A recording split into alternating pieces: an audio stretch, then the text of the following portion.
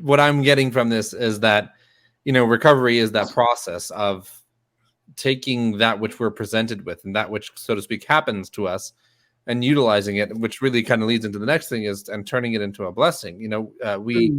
God doesn't give us a challenge that we can't handle, and whether it's specifically a Jewish thing or just, it's a saying I've heard a lot and it's always been referenced as a Jewish saying.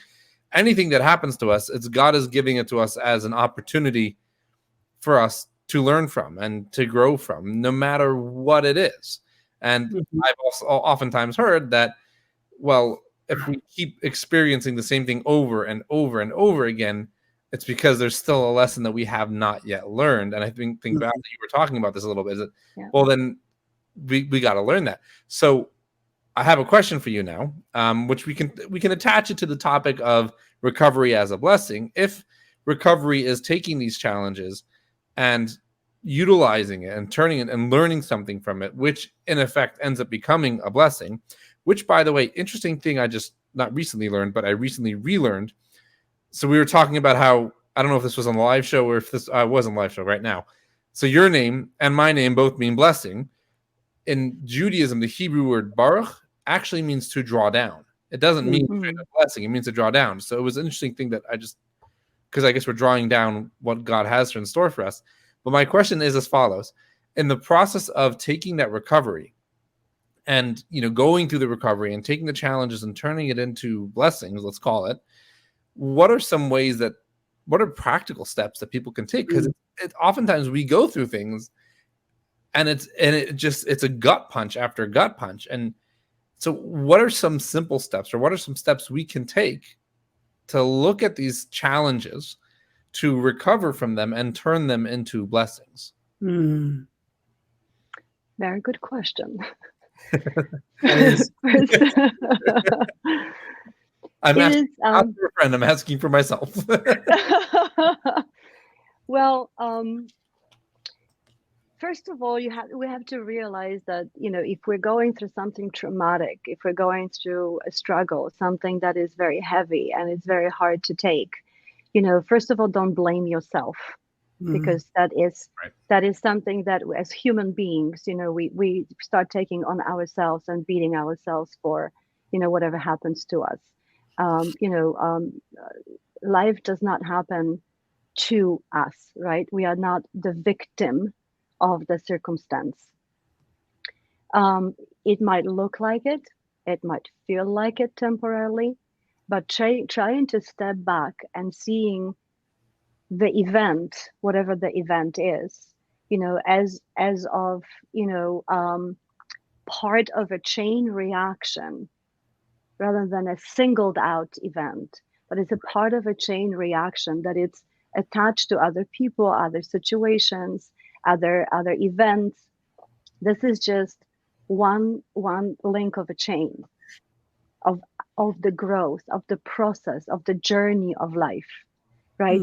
So stepping back, to just not to leave the guilt, to leave the to leave all the negative emotions that are growing within, because again, the mind will go into the negative first. Just remembering that, and treating yourself with a little bit of love, giving yourself a little bit space and time for processing the feelings and emotions. And I'm a huge fan of Brene Brown, and whoever isn't, doesn't know her name yet, please just run, Google, and watch and read everything that she has ever done, said, and posted, and published. The woman is brilliant, speaking about vulnerability and shame, feelings and emotions.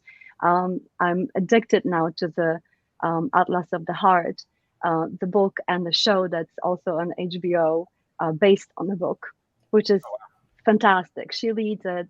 There's a small audience, and people are sharing the feedback about feelings and emotions and what they mean and how we actually process them, and how we are surrounded by that, and how ashamed we can be with what we feel about what happens to us, what life brings us to us, and how these emotions can run life for us, Right. instead of us understanding that, it's part of a human life and it's part of our human build. It's okay to feel things. So let me feel what I need to feel for as long as I need to feel it until it runs out of my system. So my brain can actually see clearly, the steps that are actually available to me, people that are available to me, institutions that are available to me, communities that are available to me. Who can I reach to? Because in the time of hardship and a struggle, it's very hard to be alone. So if we can reach out to someone that we can feel comfortable and safe with to share the story and ask for help, please do, because you're not alone. You never are. We all have stories. We can connect through our stories. We can empathize with each other based on what we've been through. So you never do feel alone. So, so step back, allow yourself to feel whatever needs to be felt. If you need to cry for 2 days, cry for 2 days. If you need to just close the door and don't speak to anyone and just process whichever way it is for you, just do that. Connect with someone as a next step. Start a conversation. Use your language as a part of cleansing process of whatever happened. Tell your story a million times to someone who's willing to listen. And if you don't have anyone that's willing to listen, record yourself and hear it. Wow. Just be with yourself. Yeah, that's a good one. Be with the feelings, be with the emotions.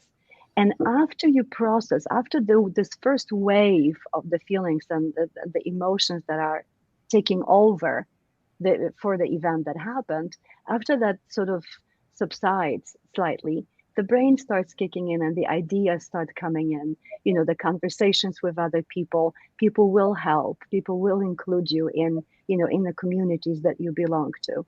And from that moment on, you can find your own path. You can start looking for what that path is for you. What does that mean for you? We are all different. We have similar stories.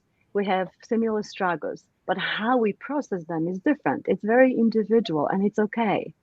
We don't have to be ashamed. We don't have to be running away from that. We don't have to hide behind a closed door forever because we are ashamed of something happened, right? Like how many times someone is abused and it's ashamed to even admit to it because they, the victim is taking actually the responsibility for the whole action, right? And it happens all the time.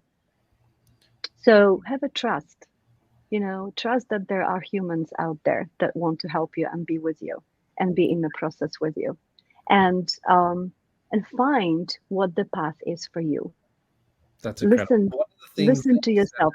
Human design, Gene Keys has helped me a lot to process all the so-called struggle, moments and situations. We come, we have a capacity where we are so powerful as humans, and we don't want to believe that. We refuse to believe how powerful we can be, how powerful we already are. We don't we are fearful.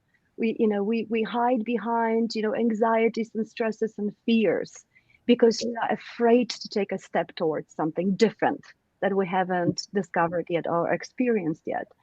But by limiting ourselves, we can't discover the power, the energy, that the real person that's hiding, the real power person that's hiding within.